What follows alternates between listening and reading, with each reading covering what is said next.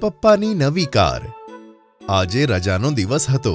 Gattu, Chinki, mummy અને પપ્પા ઘરમાં બેઠા બેઠા જૂના ફોટાઓ જોતા હતા. આ આલ્બમ કેટલું જૂનું છે. હું અને પપ્પા ત્યારે કેટલા યંગ લાગતા હતા અને તમે બંને કેટલા નાના નાના હતા ત્યારે. હા મમ્મી. ઓ ચિંકી, જો આ છે તું. તું તો એકદમ છોકરો લાગે છે આ ચિત્રમાં. હા ગટ્ટુ, અને તું એકદમ છોકરી લાગે છે આમાં. મમ્મી, આ તો ખોટી વાત છે ને. હું છોકરી અને ચિંકી છોકરો કેમ લાગતા હતા નાનપણમાં? અરે એવું એટલે લાગે છે ગટ્ટુ, કારણ કે ચિંકી તારાથી નાની છે અને એને ત્યારે વાળ નહોતા વધ્યા અને તારા વાળ બહુ જ લાંબા હતા અને તું નાનપણમાં વાળ કપાવવા માટે બહુ જ નખરા કરતો હતો.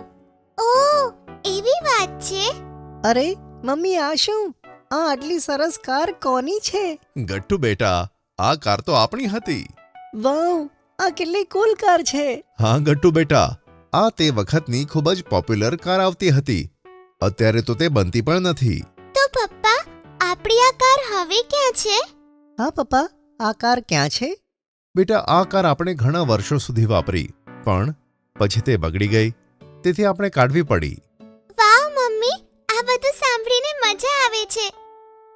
બેટા, તારા પપ્પાને અને મને આ ગાડી બહુ જ ગમતી હતી અને ખબર છે, તમે બંને પણ રોજ સાંજે ગાડીમાં ફરવા જવાની જીદ કરતા. મમ્મી ચિંકી એકબીજા સાથે વાત કરતા હતા, પણ ગટ્ટુનું ધ્યાન પપ્પા તરફ ગયું. તે જુએ છે કે પપ્પા ખૂબ જ ધ્યાનથી ફોટોમાં પોતાની જૂની કારને જોઈ રહ્યા છે. તેમની આંખોમાં અલગ જ ચમક હતી. ગટ્ટુ તેમને જોયા જ કરતો હતો. અચ્છા ચલો, હવે આપણે બધા બેસીને જમી લઈએ. ચલો ગટ્ટુ, ચિંકી, મારી હેલ્પ કરો. પછી બધા લોકો ખાવાનું ખાય છે, પણ ગટ્ટુના મગજમાં તો કંઈક જુદું જ ચાલતું હતું. બીજા દિવસે સ્કૂલેથી આવ્યા પછી તે મમ્મીને કહે છે, મમ્મી, મારે તમને કંઈક કહેવું છે. કેમ નહીં આપણે પપ્પા માટે નવી કાર લઈએ? મેં કાલે જોયું કે પપ્પા પોતાની જૂની કારને કેટલી મિસ કરે છે. વાહ ગટ્ટુ, તે તો બિલકુલ મારા મનની વાત કીધી. હા, મેં પણ કાલે નોટિસ કર્યું. જોકે હું તો ક્યારની વિચારું છું કે એમના માટે નવી કાર લઈ લઈએ. તો પછી રાહ શેની જોવાની? આપણે આજે જ જઈને પપ્પા માટે કાર જોઈ આવીએ તો? મમ્મી, મેં તો નવા મોડલ્સ પણ સિલેક્ટ કર્યા છે મારા મિત્રો પાસેથી. ઠીક છે બાળકો, આપણે સાંજે જ જઈને કાર જોઈને આવીએ. પછી ગટ્ટુ, ચિંકી અને મમ્મી મળીને શોરૂમ જઈને કાર ફાઇનલ કરીને આવે છે. ઘરે પહોંચીને ગટ્ટુ અને ચિંકી તો ખૂબ જ એક્સાઇટેડ હતા, પણ મમ્મી તેમને તેમનો એક્સાઇટમેન્ટ છુપાવવા માટે કહે છે. અરે ગટ્ટુ, ચિંકી, પપ્પા આવવાના છે. તમારી એક્સાઇટમેન્ટ થોડી ઓછી કરો, નહીં તો એમને શંકા થઈ જશે. અરે પણ કેમ મમ્મી? આપણે પપ્પાથી આ છુપાવવું જ કેમ છે? ઓહો ચિંકી, આપણે તેમને કાલે સવારે કાર આવ્યા પછી સરપ્રાઈઝ આપીશું. બરાબર ને મમ્મી? હા ચિંકી, ગટ્ટુ એકદમ બરાબર કહે છે.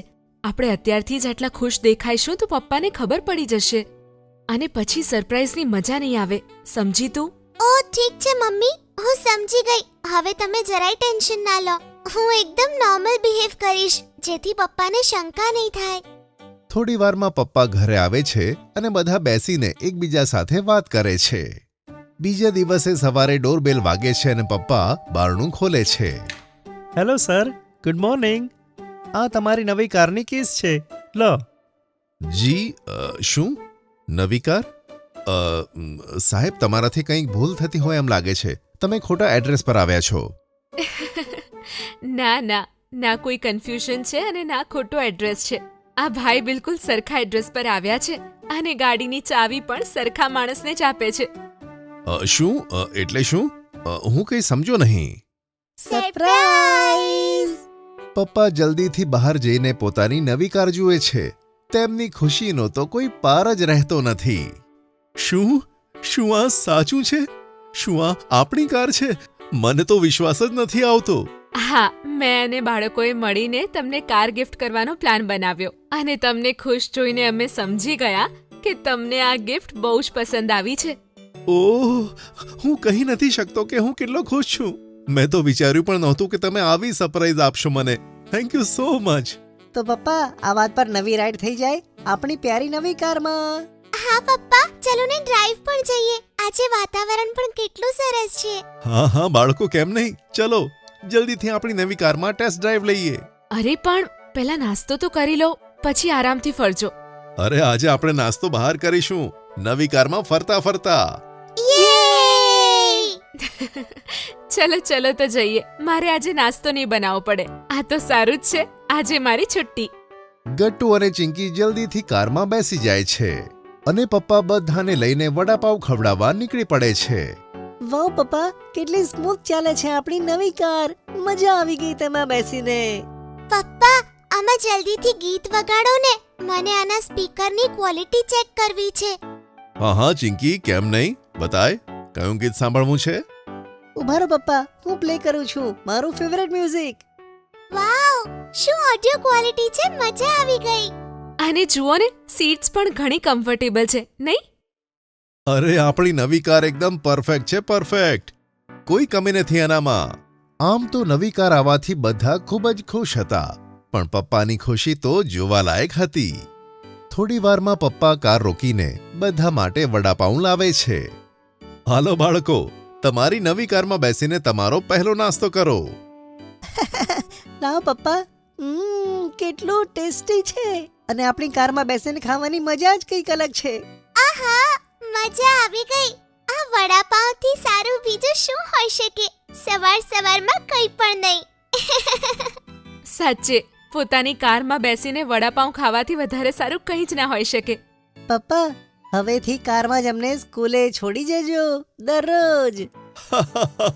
ઠીક છે ગટ્ટુ, તું જેમ કહીશ તેમ જ થશે. અને હા પપ્પા, નાનપણમાં લઈ જતા હતા એવી રીતે અમને રોજ ફરવા પણ લઈ જજો. અરે વાહ ચિંકી, તને તો તારું નાનપણ જાણે ફરીથી જીવી લેવું છે. હા ભાઈ હા, જેને જેને જ્યાં જવાનું છે મને કહી દો. હવે આપણી કારની મજા લઈશું, કોઈ ટેન્શન નથી. પપ્પાની વાત સાંભળી બધા હસી પડે છે અને પછી પોતાની બ્રાન્ડ ન્યૂ નવી કારની રાઈડની મજા લેતા લેતા બધા પોતાના ઘરે જાય છે.